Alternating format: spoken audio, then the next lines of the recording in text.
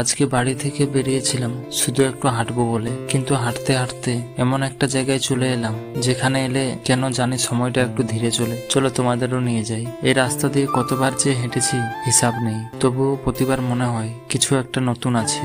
হয়তো রাস্তা একই থাকে, দেখার চোখটাই বদলে যায়। গ্রামের পাশেই এই ছোট্ট বনটা, ভেতরে ঢুকলেই চারপাশটা একটু চুপচাপ, শুধু হাওয়ার শব্দ আর পাখির ডাক। আজকাল জানি না কেন এমন জায়গায় একা হাঁটতে হাঁটতে বেশি ভালো লাগে, তাই যখন সময় পাই এখানে চলে আসি। মজার ব্যাপার কি জানো, একা হাঁটতে হাঁটতে কখন যে এতটা পথ চলে আসি নিজেই বুঝতে পারি না। আজ শুধু চারপাশটা দেখেই ভালো লাগছে। তারপর এসে পৌঁছালাম এই পুকুরটার পাশে। কিছুক্ষণ দাঁড়িয়ে শুধু দেখছিলাম, হাওয়াটা বেশ ভালো লাগছিল। এমন জায়গায় বসলে তাড়াহুড়ো বলে কিছু থাকে না। ব্যাস, আজকের হাঁটাহাঁটিটা এখানেই শেষ। এখন বাড়ি ফিরবো।